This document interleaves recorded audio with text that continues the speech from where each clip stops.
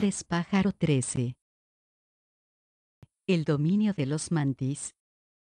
El hecho de que el módulo de los aviares hubiera aparecido justo en la zona de la Roca Foradada en Montserrat, Barcelona, no había sido por puro azar. El grupo de sacerdotes, y sobre todo Ulladara, conocían la existencia de una puerta dimensional justo en ese lugar.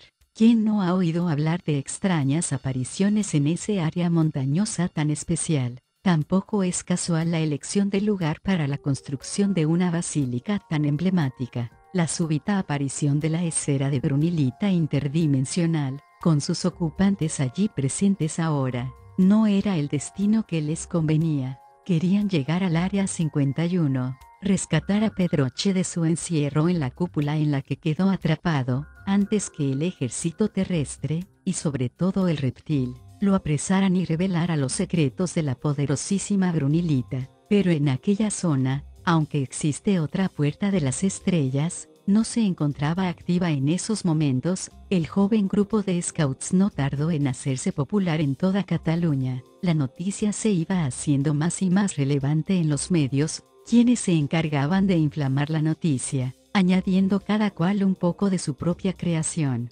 engordando el asunto como si fuera una bola de nieve que se hace más grande según cae rodando por la cuesta del sensacionalismo. El grupo de rescate que presenció el épico salvamento de los chicos y su guía, también contribuyeron a crear una nueva religión. Ulladara y los suyos comprendieron que era el momento de partir hacia el área 51, pero esta vez no se desplazarían a la vista de todo el mundo. Aunque tenían la opción de viajar más allá de la estratosfera, era harto más discreto usar el salto espaciotemporal, y más seguro. No solo era importante aparecer en el lugar deseado, era de vital importancia llegar en el momento justo, ni antes ni después. No era un asunto de matemática o tecnología. Los Yads, incluyendo a sus sacerdotes, desconocían prácticamente los números. Sus mentes se movían más bien por los caminos de la intuición, la corazonada y la telepatía interdimensional. Todo esto potenciado por el poder ilimitado del milagroso mineral, cuya estructura era un cúmulo infinito de posibilidades, una concentración muy densa de partículas, atadas por una fuerza de cohesión, siempre dispuesta a ser rota, liberándolas simplemente por la domesticada intención y fuerza de voluntad, capaz de ordenar a los corpúsculos qué deben hacer y cómo comportarse, en qué universo aparecer, a qué velocidad moverse, en qué convertirse y qué membranas de universos paralelos perforar, incluso qué universos destruir. Ni siquiera el tirano Lumuk conocía todo el poder de este elemento de los elementos, aunque lo sospechaba. La Brunilita es el arma definitiva para cualquier dictador que quisiera dominar todo el universo. Por eso Ulladara no dudó ni un solo momento en retroceder millones de años atrás en el tiempo terrestre, para destruir el origen del malvado Lumuk,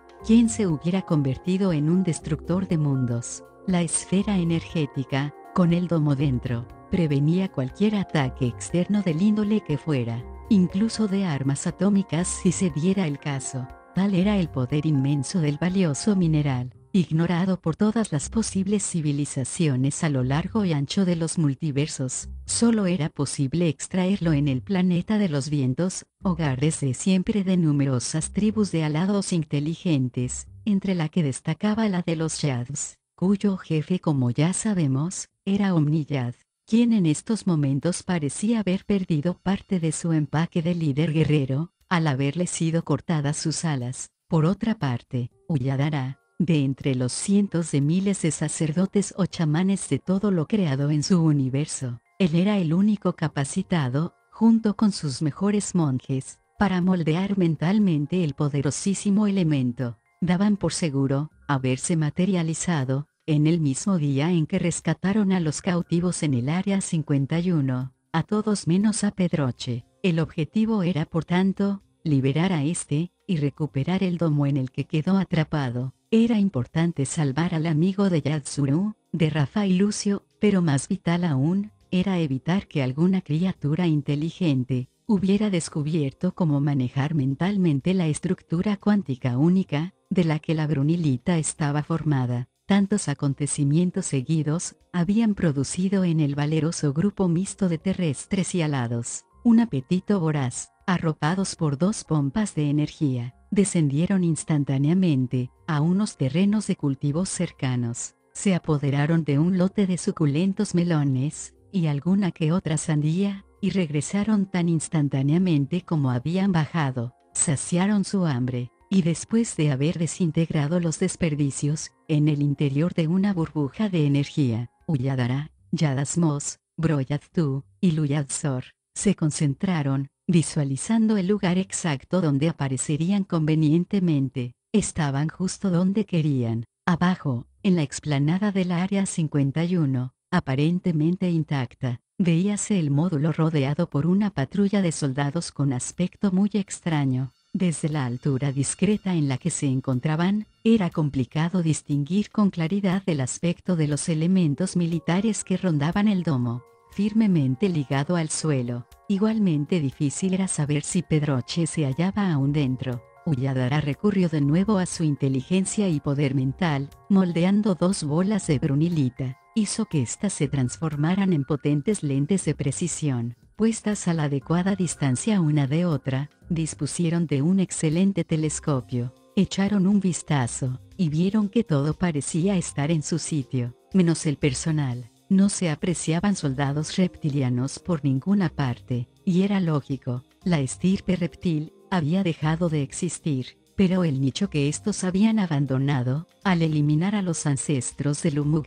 ahora lo ocupaban otros. ¿Pero quiénes? Uyadara aumentó un poco más la curvatura energética de las recién creadas lentes, y vieron todos algo que les sorprendió. El rostro del coronel, que parecía ordenar a la patrulla acercarse al módulo, no era humano. Su aspecto era el de un insecto que andaba sobre sus patas traseras, y sus movimientos se asemejaban al de una mantis religiosa gigante. Lo que tenían ante sus ojos no era precisamente un plato de gusto, y menos para Uyadara, quien enseguida se inquietó bastante. El motivo, sabía de sobra, la gran inteligencia y poder mental con que vienen dotadas estas especies tipo insecto. Mucho más llegó a preocuparse, al ver horrorizado cómo formaban un corro todos alrededor del domo, posiblemente para escanear la estructura interna de la composición atómica del artefacto. Por otro lado, Pedroche parecía estar aún dentro, muy excitado, tratando de salir sin conseguirlo. La comitiva insectoide obedecía a las órdenes que llegaban a sus oídos, en forma de un pitido modulado en múltiples frecuencias. Todos ellos, unidos por una de sus dos ganchudas extremidades superiores, rodearon completamente el domo, pero sin llegar a tocarlo. Eran unos 35 especímenes. Vistos desde lejos, era fácil confundirlos con personas normales, gracias a estar dotados con el don del mimetismo. Podían cambiar de color de un modo parecido a como lo hacen los pulpos y calamares, además de poseer un potentísimo cerebro, que aunque mucho menor que el de los humanos, tenía el poder de interferir poderosamente en la estructura atómica de la materia. Mucho mejor, cuanto más densa fuera esta. Carecían de nombre alguno para comunicarse entre ellos, usaban un sofisticado código de altísimas frecuencias, por encima y por debajo de las que los humanos normales son capaces de percibir. La telepatía instantánea era la más usada. La graduación castrense de estos bichos no se mostraba por medio de insignias o divisas. Cada rango superior o inferior se mostraba en una escala de olores, desde el más asquerosamente fuerte, al más leve e imperceptible, perteneciente al soldado raso. No puedo daros el nombre del jefe de este grupo, ni de ningún otro de escala superior, de manera que los definiré por su apariencia. El que parecía ser el comandante, era visiblemente más alto y estilizado que el resto, unos 2,30 metros de envergadura insectoide, cabeza pequeña en relación con una anatomía interior blanda, sobre todo en la parte media baja de lo que parecía ser el abdomen, protegido todo ello por un sólido y fuerte exoesqueleto a prueba de impactos, y unas articulaciones muy funcionales. Lo más impactante, sus dos ojos compuestos de color amarillo verdoso, con una pupila alargada en forma de hexágono aplastado, y tremenda boca tipo saltamontes, rodeada de inquietantes palpos en constante movimiento. La mordida de estos seres era capaz de cercenar la cabeza de un hombre, de un solo envite. Eran infinitamente más inteligentes que los humanos, y muy superiores físicamente. Habían estado viviendo secretamente en la Tierra durante mucho tiempo, siempre ocultos en sus ciudades subterráneas. Por medio de bases secretas aparentemente orquestadas por humanos, se estaban haciendo con el dominio absoluto del planeta, y la gran mayoría lo ignoraba. Pero volvamos al asunto del módulo donde Pedroche se encontraba encerrado. Este seguía intentando despegar el domo del suelo, usando la palabra sonora que Ulladara le había enseñado, pero todo intento fue inútil. En menos de una fracción de segundo, el inteligente comandante de los Mantis, junto con estos, había dado con el tono exacto que diluye la fuerza que da forma a voluntad a las partículas de brunilita. El domo se contrajo en una sorda implosión, quedando tan solo una esfera verde casi etérea, flotando sobre la cabeza de Pedroche. Un ágil salto precipitó al comandante insecto hasta la esfera de brunilita, tratando de hacerse con ella, pero su pinchudo brazo en forma de sierra atravesó la esfera como si se tratara de un holograma. Había logrado desestabilizar una de las infinitas formas en que la brunilita puede ser mentalmente transformada, pero faltaba compactarla para poder ser transportada como un objeto cualquiera. Y afortunadamente, el ser mantis, con todo su poder mental e inteligencia, no había logrado hacerlo aún. Ante la negativa del mágico elemento interdimensional a ser dominada por el comandante insectoide, este se plantó amenazador ante Pedroche,